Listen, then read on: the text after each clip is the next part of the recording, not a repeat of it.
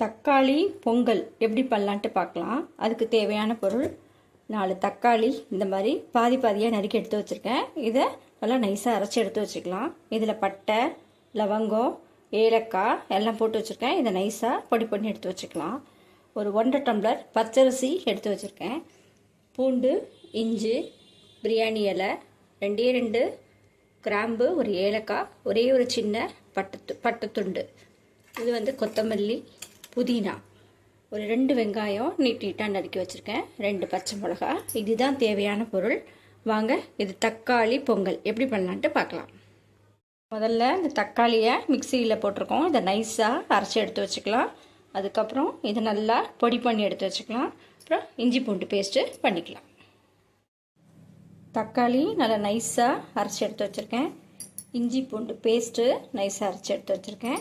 இதில் கிராம்பு, பட்டை, ஏலக்காய் இதையும் பொடி பண்ணி எடுத்து வச்சுருக்கேன். இது 3த்தையும் நீங்கள் ரெடி பண்ணி வச்சிட்டிங்கன்னா நம்ம தக்காளி பொங்கல் பண்ணிடலாம்.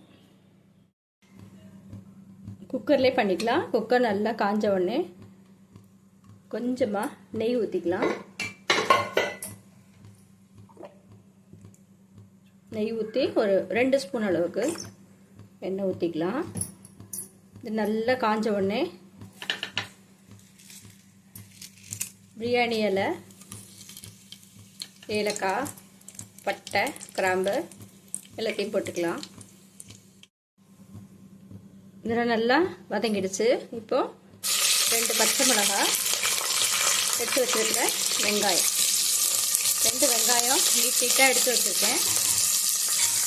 இது போட்டு நல்லா கோல்டன் ப்ரௌன் வர வரைக்கும் வறுத்துக்கலாம்.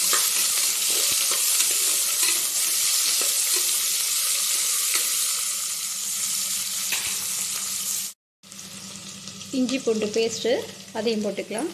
இதுக்கு தேவையான அளவு உப்பு போட்டுக்கலாம். ஒரு 2 ஸ்பூன் உப்பு போட்டிருக்கேன். நல்லா வதக்கி விட்டுக்கோங்க.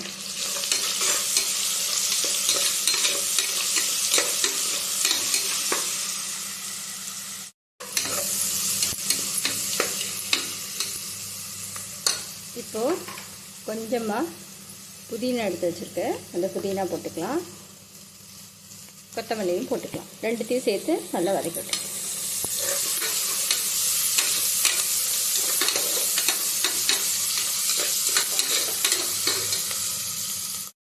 நல்லா வதங்கி எண்ணெய் பிரிஞ்சு வந்து பாருங்கள். இப்போது நம்ம அரைச்சி வச்சுருக்கிற தக்காளியை சேர்த்துக்கலாம்.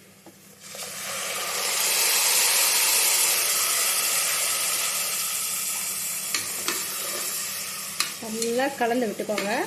நல்லா சுண்டி இதில் இருக்கிற தண்ணி எல்லாம் போய் நல்லா கெட்டியாக வரும். இந்த தக்காளியோட பச்சை வாசனையெல்லாம் போயிடுச்சு. இந்த பாருங்கள் எண்ணெய் லைட்டாக பிரிஞ்சு வருது. இப்போது நம்ம மிளகாத்தூளை சேர்த்துக்கலாம். நான் ஒரு 2 ஸ்பூன் மிளகாத்தூள் சேர்த்துக்கிறேன். ஆல்ரெடி நம்ம பச்சை மிளகாய் வேறு சேர்த்துருக்கோம் இல்லையா. 2 ஸ்பூன் மிளகாத்தூள் சேர்த்துட்டு நம்ம அரைச்சி வச்சுருக்கிற பட்டை, ஏலக்காய், கிராம்பு இந்த பவுடரையும் இதில் சேர்த்துக்கலாம். ஆல்ரெடி நம்ம பட்டை எல்லாம் போட்டிருக்கிறதால ஒரு 1.5 ஸ்பூன் 1.25 ஸ்பூன் அளவுக்கு சேர்த்துக்கலாம். அதையும் சேர்த்து நல்லா கலந்து விட்டுக்கோங்க.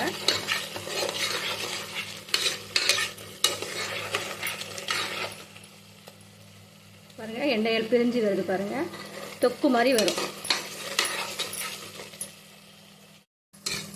பாருங்கள். தொக்கு மாதிரி வந்துடுச்சு. இந்த எண்ணெய் எல்லாம் பிரிஞ்சு வந்துடுச்சு. இப்போது அரிசி நம்ம களைச்சி எடுத்து வச்சுருக்கோம். ஒரு 1.5 டம்ளர் அரிசி, அதை அதில் சேர்த்துக்கலாம். இதையும் நல்லா சேர்த்து கலரி விட்டுக்கோங்க. நான் 1.5 டம்ளர் பச்சரிசி போட்டிருக்கிறதால 1க்கு நம்ம 3 விடணும். நம்ம 5 டம்ளர் தண்ணி ஊற்றினீங்கன்னா கரெக்டாக இருக்கும். அது நல்லா கலந்து விட்டுட்டு 5 டம்ளர் தண்ணி ஊற்றிக்கலாம். நல்லா கலந்து விட்டுக்கோங்க. நான் எந்த டம்ளரில் அரிசி எடுத்தேனோ அந்த டம்ளரால் 5 டம்ளர் தண்ணி இதில் சேர்த்துக்கலாம்.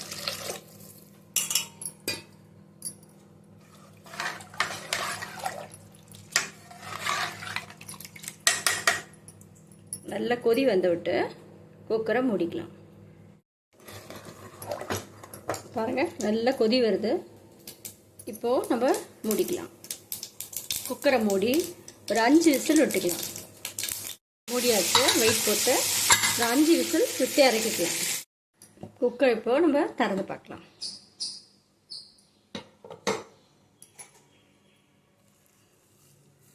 நல்லா கலரி விட்டுக்கலாம். நல்லா கமன்னு வாசனையாக இருக்குங்க. தக்காளி பொங்கல்.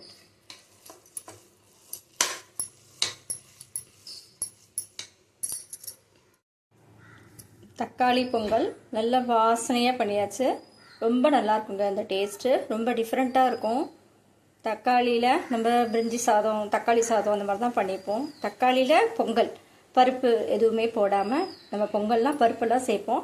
பருப்பெல்லாம் சேர்க்காம ரொம்ப சுவையான பொங்கல் ரெடி பண்ணியாச்சு. இதுக்கு தொட்டுக்கிறதுக்கு வெங்காய ரைத்தா, மாம்பழம், நீங்கள் சிப்ஸ் வேணாலும் தொட்டுன்னு சாப்பிட்லாம். நீங்களும் இதே மாதிரியே செஞ்சு பாருங்கள்.